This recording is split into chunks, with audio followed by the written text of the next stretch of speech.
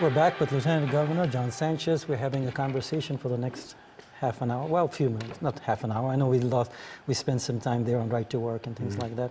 I wanted to bring right to work again. That way the viewers understand what's going on with right to work. I know it's not an agenda there as far as trying to eliminate union according to right to work proponents.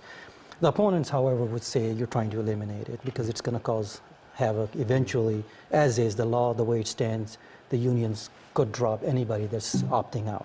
Am I right? That's the way the law stands right now. Right. That's the way it's written. It's difficult for individuals to understand how that would translate once the law is passed. How does it affect someone who's already in the union, been there for several years? How does that affect them if there's individuals that are opting out? They're getting the same benefit as someone who is not. That would be ultimately the choice of that individual, whether they wanted to remain. And again, the law doesn't preclude that person from not continuing to pay their union dues or remain there. So again, I think it's more importantly, it's not a matter where it's going to affect the individual worker and even those industries as well. You know, New Mexico is not necessarily a large union state, but more than anything else, Giovanni, I think what it does is we send a clear signal to manufacturers and businesses, not only in the country, but perhaps around the world, that we're trying to make New Mexico as competitive as possible. And we think that in business that, you know, businesses like water, it'll follow the path of least resistance. And if you look at the states that are doing very, very well with increasing the jobs in manufacturing and production, those are, for the most part, right-to-work states. We talked during the break a little bit about Michigan, the cradle of Indiana, union, right? Michigan, especially with the upper Midwest, you know, the old Rust Belt, and they had to transform their economy. And I think what they said was, the old model isn't working. So if we're going to be part of the new model that allows our states to remain competitive, we're going to have certain laws like right to work. And again, it's not the panacea for job creation, but it's one part of it. So it's right to work. I think that the other part is what type of pro-business approach does an administration take towards attracting business? We have to have good tax laws that are, you know, pro-business and will attract. And again, it goes back to the education component. So again, I want to make sure that you know, people understand that I and nor the governor and even supporters of right to work believe that this is the silver bullet when it comes to changing our economy. But it is one of many things that we have to do to make sure that we create jobs here. How do you see, fast forward 10 years, how do you see if this law goes in effect, how does that change our, do you really feel that it will attract business? Absolutely. Or is it something that is untested? No, so I think what you do is you talk to people who are charged with economic development. So whether it be Secretary Barella at Economic Development in Santa Fe, or if you talk to a guy like Gary Tonjes, who has been a big supporter of and a job creator here in Albuquerque, New Mexico, both of them would say this. It just gives us another arrow in our quiver, so that when we go out to try to attract business and industry to come to New Mexico, it's just another opportunity that we have to say, look. So you feel it's going to attract lots well, absolutely, sure. Because they are going, like Boeing moved to South Carolina. That's right. A right-to-work state. There's another company out there, there's a foreign company that also had 9 different, I think Airbus is another one that started out in 1990. Right. And they have 9 locations there, 9 facilities. Look at Tesla. You know, the states that they were looking at were all right-to-work states, New Mexico being the one, and ultimately they decided on Nevada because of the fact that they believed that not only right to work, but their tax laws were very attractive. Because of the union being there for quite a few years there's a genuine fear on behalf. Now, you'll hear this rhetoric from the left, mostly, that this is more or less going to wipe out the middle class at some point, because people are going to, like the president said, this has nothing to do with the economy, it has everything to do with politics.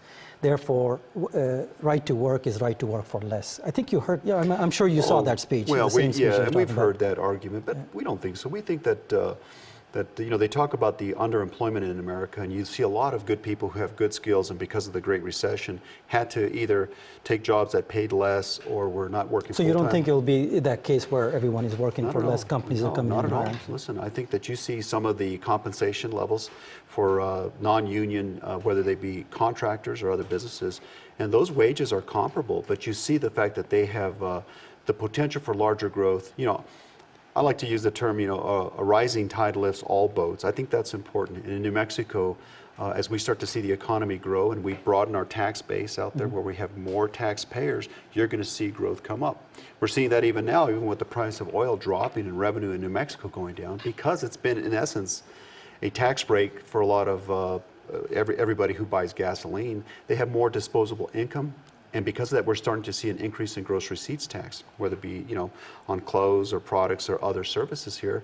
So again, that's really the essence. And I don't want to get really bogged down in the fact that the right to work is the only issue, because if you talk to both Democrats and Republicans in the Roundhouse, they understand that that's one of many different items that we're going to have to do to make sure that New Mexico can be diversified, Correct. grow jobs, and really start to attract more people to come back to our state. So you genuinely feel it's going to bring people, in your opinion? Absolutely. I'm a long-time small business owner. I've been in business for well over 30 years, and so I understand, the principles involved of what it is to create jobs, both at the local level, small, and now as Lieutenant Governor from a policy position.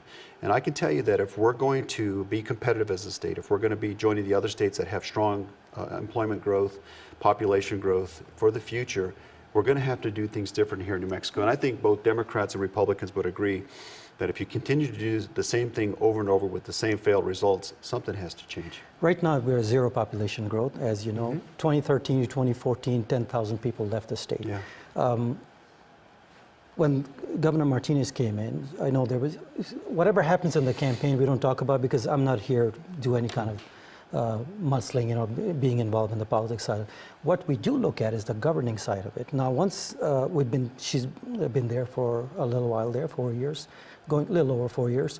What do you feel, in retrospect, that the administration could have done to increase a little bit more economic growth? Because right now we're pretty stale at this point. Yeah, but would you agree with me on that? Well, no, what I would say is that we've seen segments of our state's economy that have really started to see growth.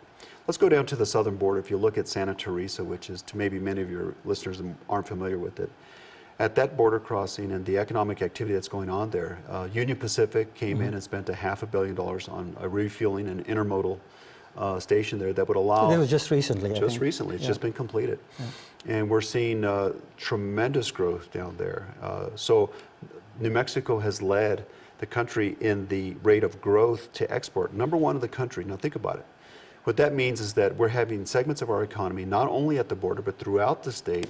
As we continue to make New Mexico a better place to do business, we're starting to see trade with other countries. And Mexico, I believe, is going to be one of our largest trading partners. Good manufacturing jobs is a big part of our state's economy. And so that's an area of our state that a lot of people need to understand, that it's an offset that's going on to maybe some of the job losses we've seen that are directly tied to the federal government, the labs, other places like that. So that's a big part of it.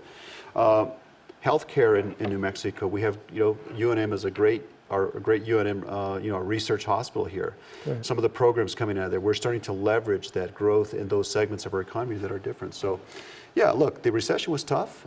There's so much more to do, but I would just say that we've got to do things differently. We're going to have to look at it from a different approach, a different perspective, if New Mexico is going to be prepared and be competitive going forward. To be fair to the governor, to your administration, governors, when you all came in, it was very difficult times. Yes. Housing was crashing. I mean, Absolutely. we saw what happened. I mean, even when the president walked in, they told him that it could be a pretty depressive-like situation. Yeah. They actually used the word depression. Right. It terrified everyone at that point. So we were watching it pretty closely. Anyone that came in 2010 would have gone through the similar situation, whether it was a Democrat or Republican. That's right. That's why we put the ideological stuff aside, politics aside, and say, okay, let's see what happens as far as governing. You feel that the tax breaks were enough? Would you advocate for additional tax relief for smaller businesses? Absolutely. That's a big part of what the governor and I are trying to do in this particular session. Do you feel that it's sufficient, whatever she did so far? Oh, it's a start. Okay. I think that New Mexico is going to have to, over a period of time, revamp its entire tax system for us to be much more competitive. The emphasis this year will be on targeted tax breaks for small businesses. Mm-hmm. If every small business in New Mexico, whether it be a mom-and-pop operation that has 2 employees or a contractor who's got 25, if every one of those small businesses were to add 1 new employee to their staff, we It would not create have several 100,000 jobs there. we yeah. wouldn't have an unemployment problem here. So let's never forget that it is really the small businesses throughout New Mexico that really are the backbone. And really, the truth is not even in the state, across the country. And so the governor is pushing hard for tax breaks and relief that would target those small businesses, the people who would maybe file both as a sole proprietorship and an individual. That's important. The 1 and 2s. And there's a lot of them out there. A lot of them. Thousands of them You out bet. there. And it would really create a lot of jobs. Let's take another break. We'll come back to Good. talk some more. Okay. Take a short break. We'll be right back.